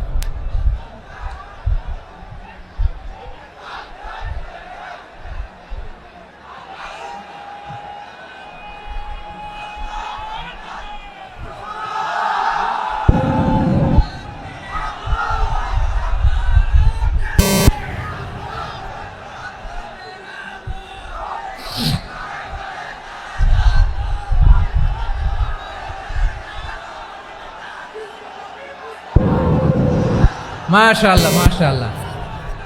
থামুন থামুন আমার ভাইরা। বিশ্বনবীর বয়স তখন প্রায় 51 বছর। কত বছর? বিশ্বনবীর সবচেয়ে কাছের মানুষ খাদিজা রাদিয়াল্লাহু তাআলা আনহা ইন্তেকাল করেছেন। বিশ্বনবী বড্ড কষ্ট পেলেন, হৃদয়টা ভেঙে খান খান। যিনি ঘরের ভেতরে বিশ্বনবীকে সান্ত্বনা দিতেন, ভালোবাসা দিতেন, বাইরে গেলে কুরাইশরা বকাঝকা করে, অত্যাচার করে, কিন্তু আম্মাজান খাদিজা রাদিয়াল্লাহু তাআলা আনহা ঘরটারে এমন শান্তির নীড় বানায় রেখেছেন, এই ঘরের ভিতরে ঢুকলে বিশ্বনবীর কলিজাটা ঠান্ডা হয়ে যেত। এজন্য রব্বুল আলামিন বলেন, খাদিজা, ও আমার বান্দি খাদিজা, জান্নাতে এমন স্পেশাল একটা ঘর আমি তোমার জন্য রেডি করে রেখেছি। ওই ঘরের মধ্যে কোনো আওয়াজ নাই, ওই ঘরের মধ্যে কোনো নয়েজ নাই, ওই ঘরে কোনো বিশৃঙ্খলা নাই। কারণ মক্কার জমিনে আমার নবী কুরাইশদের বিশৃঙ্খলা, নয়েজ আর ঝামেলাগুলোকে উপেক্ষা করে যখন তোমার ঘরের ভিতরে ঢুকতো, ঘরটারে তুমি শান্তির নীড়, ঠান্ডা, নীরব, নিস্তব্ধ, নিঝুম আর শান্তির নীড় বানিয়ে রেখেছ। এজন্য জান্নাতে স্পেশাল একটা শান্তির নীড় আমি তোমারে উপহার দেব। ওই প্রিয়তমা স্ত্রী খাদিজা ইন্তেকাল করলেন, বিশ্বনবীর হৃদয় ভেঙে খান খান। আবার ওনার চাচা আবু তালেব ইন্তেকাল করলেন, যিনি পলিটিক্যাল শেল্টার দিতেন নবীকে। কে দিতেন? আবু তালেবের ভয়ে, বিশ্বনবীর এই চাচার ভয়ে কোনো মুশরিক নবীর গায়ে হাত দেওয়ার সাহস পায় নাই। এখন স্ত্রীও নাই, চাচাও নাই, নবীকে আশ্রয় দেওয়ার কেউ নাই। নবীর চারদিকে অন্ধকার। নবী এখন কই যাবেন? আমার পেয়ারা নবী নতুন স্টেশন খুঁজতেছেন, নতুন দাওয়াতি প্ল্যাটফর্ম খুঁজতেছেন। তিনি যায়েদ বিন হারেসা রাদিয়াল্লাহু তাআলা আনহুকে নিয়ে মক্কার পাশের একটা নেইবরিং সিটি তায়েফে চলে গেলেন। কোথায় চলে গেলেন? লালমনিরহাটের ভাইয়ের আওয়াজ করে বলেন, কোথায় গেলেন? তায়েফে চলে গেলেন দিনের দাওয়াত দেওয়ার জন্য। কি দেওয়ার জন্য? নাকি জমি কিনতে গেছিলেন? জমি কিনতে? দুনিয়ার যশ খ্যাতির জন্য? নিজের কোনো লাভের জন্য? তায়েফবাসীদেরকে জাহান্নামের আগুন থেকে বাঁচানোর জন্য। আওয়াজ করে বলতে হবে ঠিক কিনা? বিশ্বনবী বিশাল মরুপথ, পাহাড়ি পথ পাড়ি দিয়ে তায়েফের মরুজমিনে গেলেন কোরআনের দাওয়াত নিয়ে, ইমানের দাওয়াত নিয়ে। কিন্তু তায়েফের লোকেরা বিশ্বনবীর দাওয়াতকে শুধু প্রত্যাখ্যান করেই থামে নাই, তারা বিশ্বনবীর সাথে অত্যন্ত খারাপ আচরণ করেছে। বিশ্বনবীকে শারীরিকভাবে হেনস্থা করেছে, আমার নবীকে শারীরিকভাবে অত্যাচার করেছে, আমার পেয়ারা নবীর গায়ে পাথর মেরেছে, বিশ্বনবীর গা বেয়ে ঝরঝর করে রক্ত ঝরেছে। নবী জামিনের মধ্যে লুটিয়ে পড়েছেন, আবার মেরেছে। আবার নবী হাঁটতে শুরু করলেন, পেছন থেকে আবার মেরেছে। আবার নবী রক্তাক্ত হয়ে জামিনের মধ্যে লুটিয়ে পড়লেন, আবার মেরেছে। বিশ্বনবীর মতো এত সুশ্রী মানব, বিশ্বনবীর মতো এত শুভ্র মানব, বিশ্বনবীর মতো এমন চমৎকার দেহাবয়ব দিয়ে রব্বুল আলামিন কাউকে বানান নাই। এরকম চমৎকার মানুষটাকে তারা তায়েফের ওই জমিনে রক্তাক্ত করেছে। বিশ্বনবী দুনিয়ার কোনো স্বার্থের জন্য সেখানে যান নাই, নিজের কোনো লাভের জন্য, প্রাপ্তির জন্য যান নাই। তায়েফবাসীদের জাহান্নামের আগুন থেকে বাঁচাতে গিয়েছেন, ঠিক কিনা বলেন? খেয়ে না খেয়ে দিন প্রচারের কাজে নিজেকে দিয়েছ বিলিয়ে। তায়েফের কাফিরেরা চিনল না সে আলো, দুষ্ট ছেলেদের পিছু দিল লেলিয়ে। পাথরের আঘাতে ক্ষত বিক্ষত হয়ে সারা শরীর থেকে রক্ত ঝরে। হে রাসূল তোমাকে ভুলি আমি কেমন করে, হে রাসূল তোমাকে ভুলি আমি কেমন করে। পারেন না আপনারা? ধরুন আমার সাথে। হাজার ব্যথা বেদনার পরে ফিরে আসনি তুমি আপন ঘরে। দিনের আলো তুমি ছড়িয়ে দিতে চলে গেলে মদিনায় মক্কা ছেড়ে। হে রাসূল তোমাকে ভুলি আমি কেমন করে, হে রাসূল তোমাকে ভুলি আমি কেমন করে। ঠিক কিনা বলেন? প্রিয় ভাইরা, তায়েফের ছেলেরা নবীকে রক্তাক্ত করলো। আমার নবী কই যাবে? কই যাবে? মক্কায় জায়গা নাই, তায়েফে জায়গা নাই। তায়েফ থেকে ভারাক্রান্ত মন নিয়ে আমার নবী মক্কায় ফিরে আসলেন। বিশ্ব নবী মক্কায় ঢুকতে পারেন না। মক্কার মরুভূমির দিকে তাকিয়ে, উপত্যকার দিকে তাকিয়ে বিশ্বনবী ধা ধা করে কাঁদেন, ঝরঝর করে। নবীর চেহারা মোবারক থেকে চোখের পানিগুলো বেয়ে বেয়ে পড়ে। আমার জন্মস্থান, আমার শৈশব, কৈশোর, যৌবন কেটেছে এই মক্কায়। আমার এলাকায় আমি ঢুকতে পারি না। বিশ্বনবী মক্কার অনতি দূরে দাঁড়িয়ে জায়েদকে পাঠালেন, জায়েদ যাও দেখো কেউ আমাকে সাপোর্ট করার মতো আছে কিনা, যাও অমুকের কাছে যাও। জায়েদ গেলেন, তারাও প্রত্যাখ্যান করে ফিরিয়ে দেয়। বিশ্বনবী বললেন যাও অমুক লোকের কাছে যাও, তিনিও প্রত্যাখ্যান করে ফিরিয়ে দিলেন। কেউ বিশ্বনবীকে আশ্রয় দিতে রাজি হয় না। নিজ জন্মভূমিতে বিতাড়িত বিশ্বনবী, সর্বশেষ বিশ্বনবী বললেন যাও মুতঈম ইবনে আদির ঘরে যাও। মুতঈম ইবনে আদি মুশরিক, তার কাছে যাও। গেলেন, মুতঈম ইবনে আদি রাজি হয়ে গেল। সুবহানাল্লাহ বলেন। দেখেন, অনেক বিপদের সময়ও আমি নিজে সাক্ষী, সামাজিকভাবে, রাজনৈতিকভাবে কত ঝঞ্ঝা, কত ষড়যন্ত্র, কত কনস্পাইরেসি পাড়ি দিয়ে আমাদেরকে সামনে এগিয়ে যেতে হয়। এই শত্রুদের ভেতরেও একজনকে দাঁড় করিয়ে দেয় যে আল্লাহর কোরআনের জন্য রেডি হয়ে যায়। পড়েন সুবহানাল্লাহ। মুতঈম ইবনে আদি, আল্লাহ তার মনকে নরম করে দিলেন। মুতঈম বলে, মুহাম্মদ আমি তোমাকে আশ্রয় দিব। তার দুই ছেলেকে পাঠালেন, যাও খোলা তলোয়ার নিয়ে, স্কট দিয়ে, গার্ড অফ অনার দিয়ে মুহাম্মদকে মক্কায় ঢুকাও, আর বলো আমি আমান দেব। আমান কি দিব? আমান মানে সিকিউরিটি, নিরাপত্তা। সিকিউরিটি ছাড়া, আমান দেওয়া ছাড়া কেউ থাকতে পারতো না মক্কায়। দুই ছেলে বিষ্ণু ইসা ইসলামকে নিয়ে আসলো। নবী কাবার চারদিকে তাওয়াফ করলেন, নামাজ পড়লেন। আবু জাহেল, উতবা, শাইবা, ওয়ালিদ ইবনে মুগীরা সবাই দেখে, কেউ কিছু করতে পারে না। কারণ মুতঈম ইবনে আদি ঘোষণা দিয়েছেন আমি মুহাম্মদকে আমান দিয়েছি, মুহাম্মদের গায়ে যেন কেউ স্পর্শ না করে। আওয়াজ করে পড়েন সুবহানাল্লাহ। নবীর এই বিপদকালে মুহূর্তে মুতঈমের হৃদয়টারে নরম করে দিল কে? আচ্ছা, লালমনির হাটের ভাইয়েরা বলেন, এই মুতঈম কি মুসলিম ছিল না মুশরিক? সবাই বলতে হবে মুসলিম না মুশরিক? তাহলে মুশরিকের কাছ থেকে নবী পলিটিক্যাল অ্যাসাইলাম, আধুনিক রাষ্ট্রবিজ্ঞানের ভাষায় পলিটিক্যাল অ্যাসাইলাম, যেটাকে বলে রাজনৈতিক আশ্রয়, উনার আমান বা নিরাপত্তার এই ঘোষণায় তিনি মক্কায় ঢুকলেন। যতদিন নিরাপত্তা ছিল ছিলেন।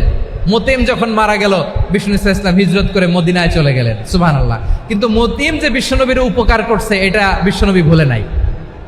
আমাদের অনেকে আছে উপকার করার পরে আর খেয়াল থাকে না, খাওয়ার পরে গলা দিয়ে নামলে আর খেয়াল থাকে না। এরকম আছে না নাই? আমার নবী বলে নাই, বদরের প্রান্তরে 70 জন কাফেরকে যখন বন্দী করে বিশ্বনবীর সামনে হাঁটু গেড়ে দাঁড় করানো হলো, বসানো হলো, 70 জন কাফের। কয়জন? বিশ্বনবী তাদের দিকে তাকিয়ে বললেন, সহিহ বুখারীর বর্ণনা, লাউ কানাল মুতঈম ইবনে আদি হাইয়ান সুম্মা কাল্লামানি হাউলাই নাতনা লা তারাকতুহুম লাহু। বদরের প্রান্তরে 70 জন বন্দী কাফিরের দিকে তাকিয়ে আমার নবী বললেন, আজকে মুতঈম ইবনে আদি যদি বেঁচে থাকতো আর তোমাদের 70 জনের ব্যাপারে যদি মুতঈম এক বাক্যে একটা সুপারিশ করত, তার সম্মানে আজকে তোদের সবাইরে আমি মাফ করে দিতাম। সুবহানাল্লাহ নাই? ওই যে চিল্লাচিল্লি যে কথা বোঝে নাই, কোন জিনিস মিস করছে ওরা নিজেরাও বোঝে নাই। বিশ্বনবী মুতঈমের এই সাহায্যের কথা বলে নাই। 70 জন মুশরিক হাঁটু গেড়ে বসা, নবী চাইলে এখনই এক্সিকিউশন অর্ডার দিতে পারে। তিনি বললেন, আজকে যদি মুতঈম বেঁচে থাকতো আর মুতঈম যদি তোদের জন্য সুপারিশ করতে, এই আবর্জনাগুলোর ব্যাপারে সুপারিশ করতে, আমি মুহূর্তেই তোদেরকে এমনি মাফ করে দিতাম। এবার বলেন, ইসলাম কি ন্যারো মাইন্ডেড না ব্রড মাইন্ডেড? শুধু তাই নয়, যাকে যে সম্মান দেয়ার আমার নবী দিতেন, হোক আস্তিক হোক নাস্তিক, হোক মুসলিম হোক অমুসলিম। বিষ্ণু ইসলাম যখন রোমান সম্রাটের কাছে চিঠি লিখেছেন, আমার প্রিয় লালমনিরহাটের ভাইরা, অল্প কয়েক মিনিট কয়েকটা জরুরি কথা বলবো, এদিকে তাকান, এদিকে তাকান। রোমান সম্রাটের কাছে বিশ্বনবী যখন চিঠি লিখলেন মিন মুহাম্মদ রাসূলিল্লাহ ইলা হিরাকলা আযীমির রোম। মুহাম্মদের পক্ষ থেকে হিরাক্লিয়াসের কাছে, যিনি হচ্ছেন আযীমির রোম। এটা নবী নিজ থেকে বানায় লিখছেন, অতিরিক্ত সম্মান দিয়ে। কোন রাষ্ট্রপ্রধান যখন আসে তাদেরকে আমরা কি বলি জানেন? তার নামের শেষে HE এটা লিখতে হয়, H.E. মানে হিজ এক্সেলেন্সি। কি লেখে? হিজ এক্সেলেন্টি, অথবা ইউর হাইনেস, ইউর ম্যাজেস্টি। দেখেন, বিশ্বনবী সাল্লাল্লাহু আলাইহি ওয়াসাল্লাম সব নবীদেরও নবী। তিনি একজন মুশরিক খ্রিস্টান সম্রাট, রোমান সম্রাটের কাছে চিঠি লিখতে যেয়ে লিখতেছে, ইলা হিরাকলা আযীমির রোম, হিরাক্লিয়াসের কাছে আমার চিঠি, যিনি রোমের আযীম, হিজ হাইনেস, মানে রোমের অনেক সম্মানিত এক বাহাদুর। আওয়াজ করে বলেন সুবহানাল্লাহ। তার মানে যাকে যে সম্মান দেয়ার, এটা বিশ্বনবী দিতেন। এমনকি যে ইহুদিরা ভালো ছিল, এই ইহুদিদেরও প্রশংসা করেছেন বিশ্বনবী মুহাম্মদুর রাসূলুল্লাহ সাল্লাল্লাহু আলাইহি ওয়াসাল্লাম। এক ইহুদির প্রশংসা করেছেন বিশ্বনবী। ইহুদির কার? আমি তো আমার ভাইয়ের প্রশংসা করি না, আমি তো এক আলেম আরেক আলেমরে স্পেস দেই না, আমি তো এক দায়ী আরেক দায়ীর সাথে বসতে চাই না। আমার নবী ইহুদির প্রশংসা করে। কার প্রশংসা? ওই ইহুদির নাম ছিল মুখাইরিক। সিরাত গ্রন্থ ঘাটলে পাবেন। তিনি বলেছেন, মুখাইরিক খাইরু ইয়াহুদ, Mukhayriq is the best of the Jews. জুইশদের মধ্যে সে সবচেয়ে ভালো। কেন প্রশংসা করলেন তার? এর কারণ মদিনা চার্টারে কথা ছিল, সব ধর্মের মুসলিম, মুশরিক, ইহুদিরা মিলে মদিনাকে রক্ষা করবে। কিন্তু 3য় হিজরিতে যখন উহুদের যুদ্ধ শুরু হলো, সবার কথা ছিল, যেই আক্রমণ করে আমরা মদিনাকে বাঁচাবো। কোন শহরকে বাঁচাবো? মদিনাকে। কিন্তু কুরাইশরা যখন অ্যাটাক করলো, ইহুদিরা আর আসে না, ইহুদিরা আর বেরোয় না। বিষ্ণু বললেন, ওহে ইহুদিরা, তোমরা না চুক্তি করলে আমার সাথে যে মদিনা বাঁচাতে সবাই ঝাঁপিয়ে পড়বো, আসো। একটা ইহুদিও বেরোয় না, কেউ আসে নাই সেদিন, একজন ছাড়া। তার নাম মুখাইরেক। তার নাম কি? মুখাইরেক বাহাদুরের মতো ঘোড়সাওয়ার হয়ে বেরিয়ে গেলেন এবং বললেন, গোটা ইহুদি সাম্রাজ্যের একজনও যদি না আসে, আমি মুখাইরেককে কেউ ঘরে আটকে রাখতে পারবে না। বেরিয়ে আসলেন, এসে বললেন, আমি মুহাম্মদের পক্ষে যুদ্ধ করব। আমি মারা গেলে আমার সম্পদ আমার উত্তরাধিকারীরা পাবে না, আমার সম্পদ তোমরা মুহাম্মদকে দিয়ে দিবা। সুবহানাল্লাহ বলেন। উহুদের ময়দানে 70 জন মুসলমান শহীদ হলো। এই ইহুদি, সেও মুসলমানের পক্ষে যুদ্ধ করে নিহত হলো। সুবহানাল্লাহ বলেন। মুসলিমদের লাশ যখন নিয়ে আসা হলো, এই মুখাইরিকের লাশও নিয়ে আসা হলো। মুসলিমদের লাশের পাশে মুখাইরিকের লাশ দেখে বিশ্বনবী মুখাইরিকের প্রতি অনেক খুশি হলেন। আর বিশ্বনবী খুশি হয়ে বললেন, মুখাইরিক খায়রু ইয়াহুদ, মুখাইরিক যদিও তুমি ইহুদি, তারপরে তুমি সব ইহুদিদের মধ্যে সেরা ইহুদি। পড়েন সুবহানাল্লাহ। আমার নবী ইহুদিকেও সম্মান দিতে কার্পণ্য করে নাই। আওয়াজ করে বলেন আল্লাহু আকবার।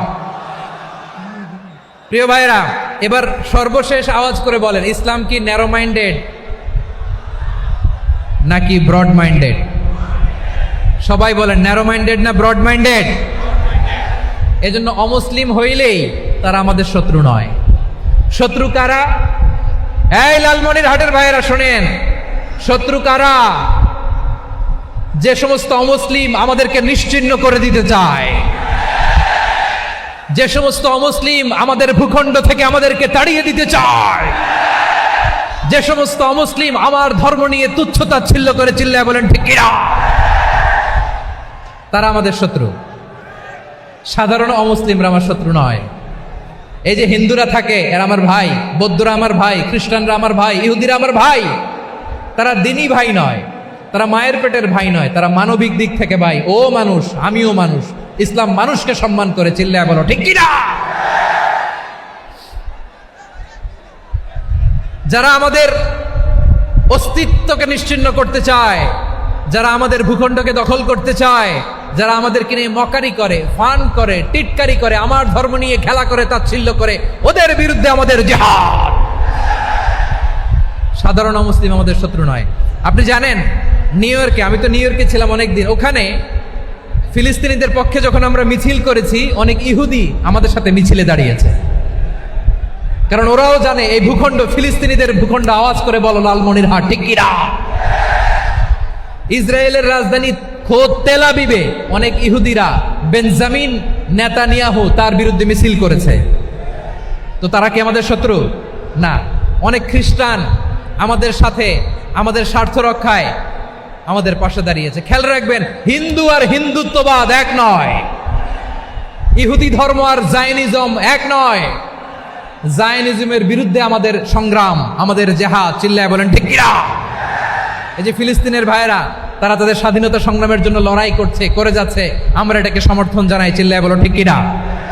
কাশ্মীরের ভাইয়েরা স্বাধীনতার জন্য সংগ্রাম করছে, আমরা সেই সংগ্রামকে সমর্থন জানাই, আওয়াজ করে বলো ঠিক কিনা।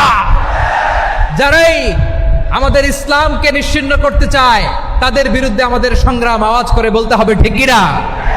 ওই সমস্ত দুর্বৃত্তদের সাথে আমাদের কোনো সম্পর্ক নাই। আমরা যদি ঐক্যবদ্ধ থাকতে পারি, ওই দুর্বৃত্তরা চান্স পাবে না। আমরা ঐক্যবদ্ধ থাকতে রাজি আছি। লালমনিরহাটের ভাইয়েরা, আমরা ঐক্যবদ্ধ থাকলে ওই দুর্বৃত্তদের কালো হাত ভেঙে দিতে আমাদের সময় লাগবে না। তাদের কালো হাত ভেঙে দিতে রাজি আছে মুসলমান? কারা কারা রাজি? দু হাত তুলে দেখাও।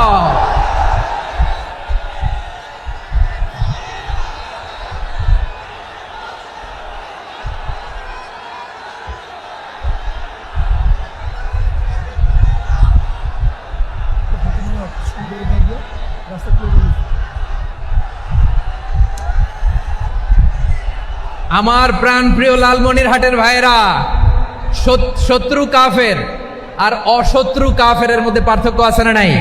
আবু তালেবও মুশরিক, আবু জাহেলও মুশরিক, কিন্তু দুই মুশরিকে পার্থক্য আছে না নাই? আবু তালেব নবীর চাচা, মুশরিক, মারা গিয়েছে মুশরিক অবস্থায়, কিন্তু আজীবন আমার নবীকে আগলে রেখেছে, আমার নবীকে সাপোর্ট করেছে, ভালোবেসেছে। আবু জাহেলও মুশরিক, মারা গিয়েছে মুশরিক হিসেবে, আজীবন আমার নবীর বিরুদ্ধাচরণ করেছে। আবু জাহেলের শক্তি, সামর্থ্য, স্ট্র্যাটেজি, প্ল্যান সব আমার নবীর বিরুদ্ধে ছিল। আবু জাহেলের কারণে একটা দিন শান্তিতে আমার নবী মক্কায় ঘুমাতে পারে নাই, চিল্লায় বলেন ঠিক কিনা। এজন্য রাব্বুল আলামিন বলেন, লা ইয়ানহাকুমুল্লাহু আনিল্লাযীনা লাম ইউকাতিলুকুম ফিদ-দীন ওয়া লাম ইখরিজুকুম মিন দিয়ারিকুম আন তাবাররুহুম ওয়া তুকসিতু ইলাইহিম ইন্নাল্লাহা ইউহিব্বুল মুকসিতিন।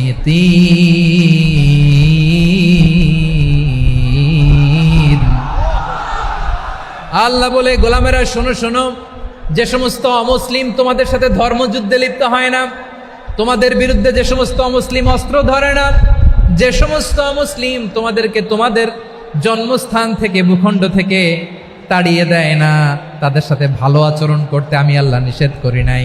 তাদের সাথে সদাচরণে কোনো নিষেধাজ্ঞা নাই, বরং তাদের সাথে সদাচরণ করো, এটাই আমি আল্লাহ চাই। তাহলে আমার যে অমুসলিমরা আমাদের সাথে শত্রুতা করে না, তুচ্ছতাচ্ছিল্য করে না, আমাদের ভূমি থেকে আমাদেরকে উচ্ছেদ করতে চায় না, আমাদের বিরুদ্ধে অস্ত্র ধরে না, ওই অমুসলিম ভাইদের সাথে আমাদের কোনো দ্বন্দ্ব আছে? কোনো বিরোধ আছে? বরং আছে ভালোবাসা। বরং আছে কি? এই ভালোবাসা দিয়েই আমরা বিশ্ব জয় করব। রাজি আছো মুসলমান? আমাদের পুঁজি ভালোবাসা। আমাদের পুঁজি কি?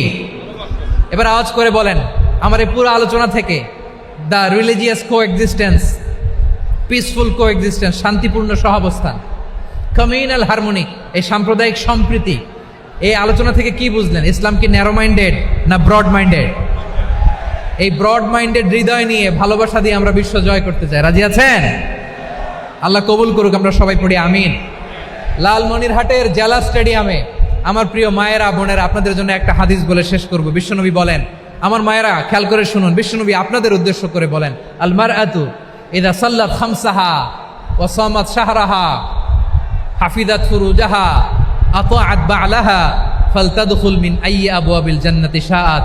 বিশ্বনবী বলেন, ও রমণীরা, ও নারীরা, যে সমস্ত নারী এই 4টা কাজ করবে, এই 4টা কাজের গ্যারান্টি দিবে, তাদেরকে জান্নাতের 8টা দরজার গ্যারান্টি দেয়া হবে।